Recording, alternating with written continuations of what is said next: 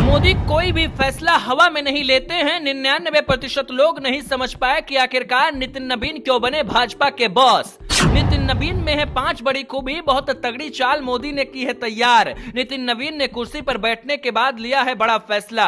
प्रधानमंत्री नरेंद्र मोदी कोई भी फैसला बहुत सोच समझ कर लेते हैं। कई सारे बड़े नाम टहल रहे थे, कहा जा रहा था कि बीजेपी का अध्यक्ष उनको बनाया जाएगा, लेकिन नितिन नवीन का नाम जब सामने आया तो हर कोई हैरान रह गया। नितिन नवीन को प्रधानमंत्री नरेंद्र मोदी ने ऐसे ही आगे नहीं बढ़ाया है। उनकी 5 खूबी है। क्या 5 खूबी है और ऐसा क्या है कि नितिन नवीन की चर्चा अभी तक थम नहीं रही है, वो खबरों में बने हुए हैं। उनको बीजेपी ने क्यों बॉस बनाया है और कुर्सी पर बैठने के बाद उन्होंने क्या तैयारी बड़ी कर ली है, क्या फैसला लिया है, इसको समझते हैं ज्योति विनय कपूर से।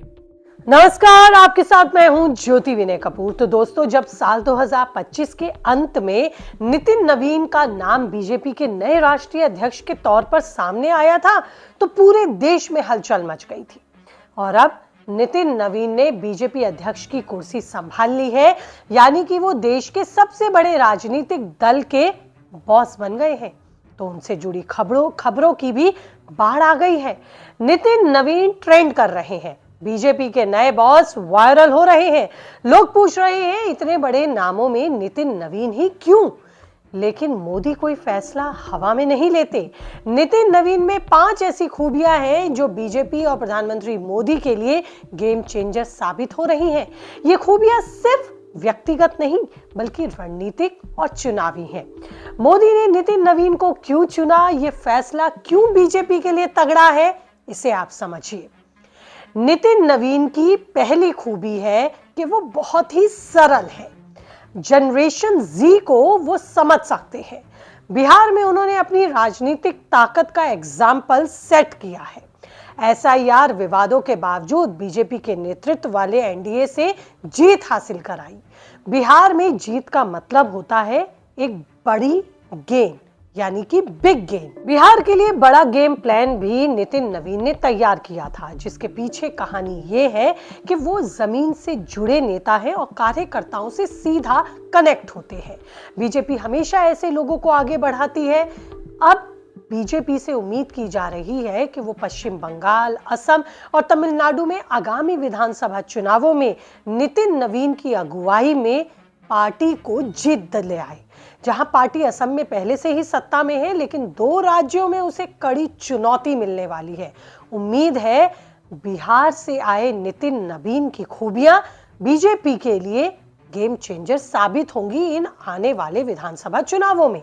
नितिन नवीन की दूसरी बड़ी खूबी है कि वो बोलते कम हैं और काम ज्यादा करते हैं। कई बड़े मुद्दों पर सरकार के विरोध के बावजूद उन्होंने बीजेपी के लिए खुलकर बल्लेबाजी की।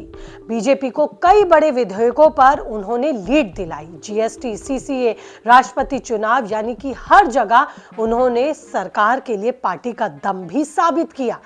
अब नितिन नवीन अध्यक्ष बनने के बाद ये समर्थन और ज्यादा हासिल करेंगे। मोदी को पता है कि संसद में स्थिरता के लिए ऐसे ही किसी मजबूत नेता का होना पार्टी के लिए जरूरी है। प्रधानमंत्री मोदी और नितिन नवीन के बीच एक पुरानी बॉन्डिंग है जो उन्हें और स्पेशल बनाती है। प्रधानमंत्री उन्हें दोस्त कहते हैं। पिछली कई मीटिंग्स में वो आपस में एक मजबूत बॉन्डिंग दिखाते हुए भी नजर आए। मोदी जानते थे कि नितिन नवीन के साथ विश्वास मजबूत करना यानी कि बीजेपी को मजबूत करना, इससे बीजेपी को भी आने वाले वक्त में चुनौतियों से लड़ने में मदद मिलेगी। और उनकी चौथी खूबी है विपक्षी एकता को कमजोर करना, विपक्षी एकता को शांति से तोड़ देना। उनकी 5वीं खूबी है क्षेत्रीय लोकप्रियता और उनका मजबूत शासन मॉडल। जनता के बीच रहने वाले वो नेता हैं, जनता से कनेक्ट करते हैं। जाति का फैक्टर भी बेहद मजबूत है। चलिए उसे भी मैं जल्दी से आपको बता देती हूँ कि वो झारखंड के रांची में एक राजनीतिक परिवार में उन्होंने जन्म लिया। साल 2006 में पिता के निधन के बाद वो राजनीति में आ गए और वहीं तब उन्होंने साल 2006 में पटना पश्चिम से हुए उपचुनावों में अपनी जीत भी दर्ज कर दी। और विधानसभा में पहुंच गए। इसके बाद निर्वाचन क्षेत्र का परिसीमन बढ़ने के बाद वो बांकीपुर विधानसभा सीट से भी चुनाव जीतकर विधायक बन गए। साल 2010, साल 2015, साल 2020 और 2025 के बिहार विधानसभा चुनावों में उन्होंने लगातार जीत हासिल की। मतलब उनकी राजनीतिक पकड़ का अंदाजा उनके जीते हुए चुनावों से लगाया जा सकता है। संगठन में काम करने का अनुभव भी उनके पास है। नितिन नवीन लगातार 5 बार विधायक रहे तो उनका जनता से भी मजबूत कनेक्शन रहा। हालांकि सरकार में भी वो मंत्री रहे, सड़क निर्माण मंत्री का भी पदभार उन्होंने संभाला।